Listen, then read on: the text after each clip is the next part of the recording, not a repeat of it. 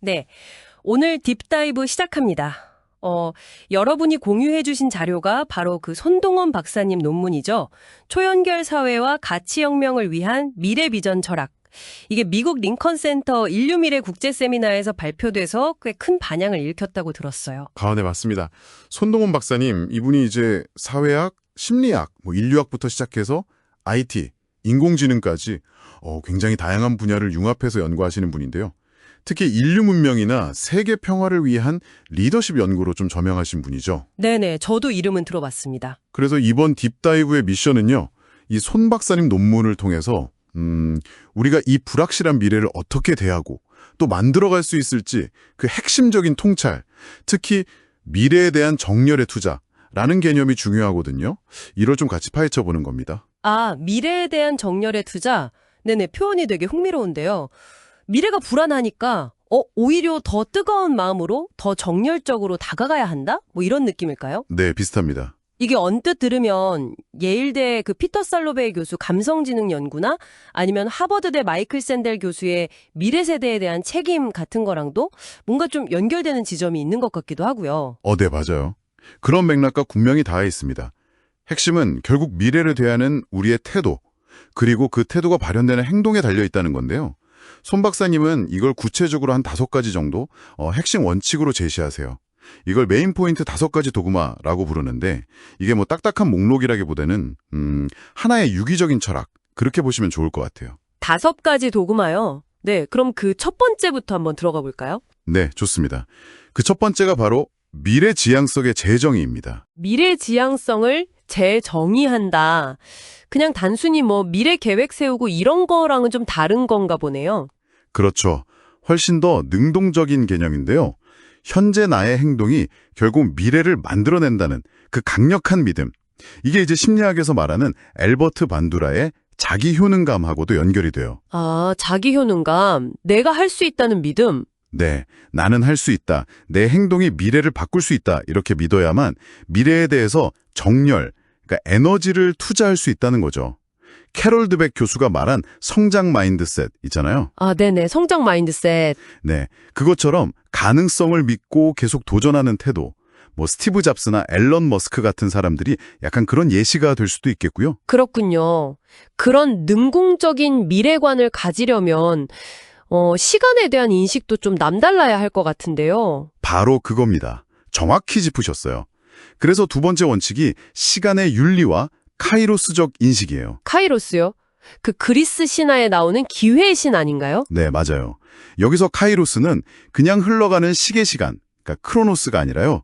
우리가 어떤 의미를 부여하고 행동으로 옮겨야 하는 결정적인 기회의 순간을 뜻합니다. 하이데거가 말한 현존재의 시간성이나 푸코가 말한 어떤 특정 시점의 담론 형성 같은 거랑도 좀 연결지어 생각해 볼 수 있어요. 아, 그러니까 그냥 시간이 흘러가는 대로 두는 게 아니라 그 속에서 의미 있는 순간 내가 행동해야 할 타이밍을 딱 포착하는 능력, 그게 중요하다는 거군요. 그렇죠.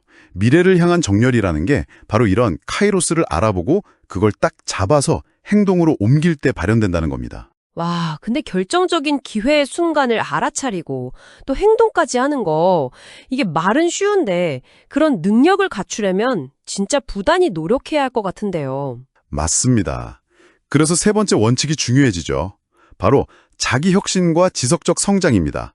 자기 혁신과 성장. 네.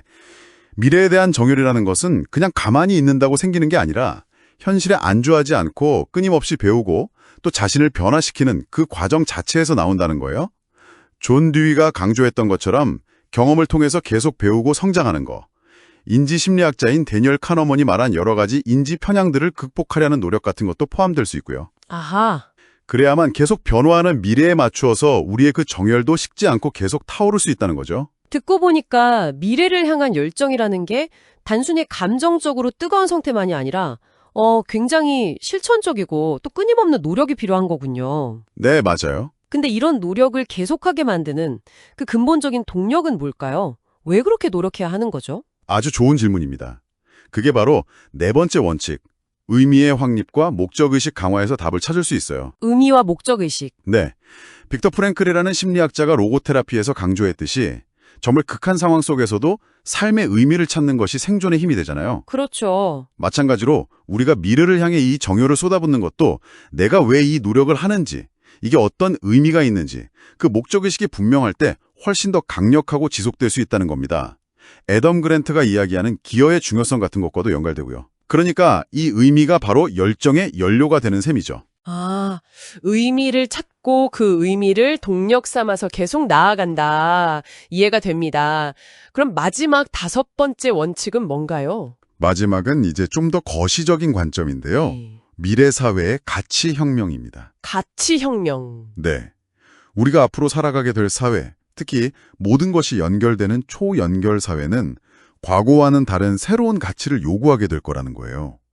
유발 하라리가 지적했듯이 기술 발전이 기존의 많은 가치들을 막 뒤흔들고 있잖아요. 네, 그렇죠. 손 박사님은 미래에 대한 우리의 정열이 단순히 그냥 개인적인 성장이나 성공에만 머무는 게 아니라 더 나은 사회, 더 지속 가능한 문명을 위한 새로운 가치를 만들어내는 방향으로 나아가야 한다고 강조합니다.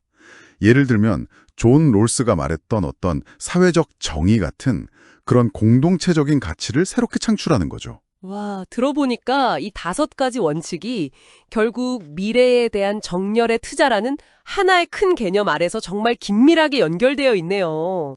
개인의 어떤 내면적인 성장부터 시작해서 사회적인 가치 창출까지 아우르는 굉장히 큰 그림인 것 같습니다. 네, 맞습니다. 손 박사님은 이 원칙들이 단순히 그냥 책상 위 이론에 머무는 게 아니라 우리가 이 불확실한 시대를 살아가는 데 있어서 구체적인 지침이 되어야 한다고 말합니다.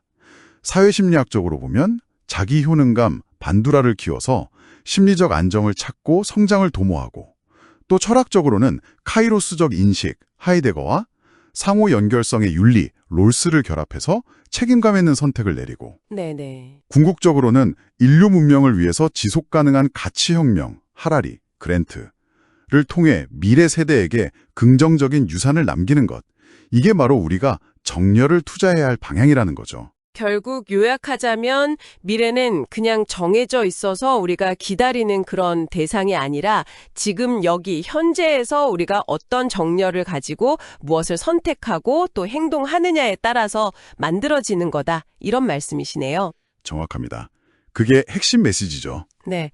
오늘 손동원 박사님의 논문을 통해서 미래에 대한 정열의 투자라는 개념이 왜 중요한지, 그리고 그게 구체적으로 어떤 모습인지 좀 깊이 들여다볼 수 있었습니다. 현재의 열정이 미래의 유산이 된다는 굉장히 강력하면서도 희망적인 메시지였던 것 같습니다. 네. 손 박사님이 강조했던 그 카이로스, 결정적인 기회의 순간이라는 게 어쩌면 지금 여러분의 삶 속 어딘가에 숨어 있을지도 모릅니다. 오늘 하루 여러분이 붙잡고 싶은 카이로스는 과연 무엇일까요? 그리고 그 순간을 위해서 여러분은 어떤 정열을 기꺼이 투자하시겠습니까? 이 질문을 잠시 마음에 품고 오늘 하루를 보내보시는 건 어떨까 제안해 봅니다.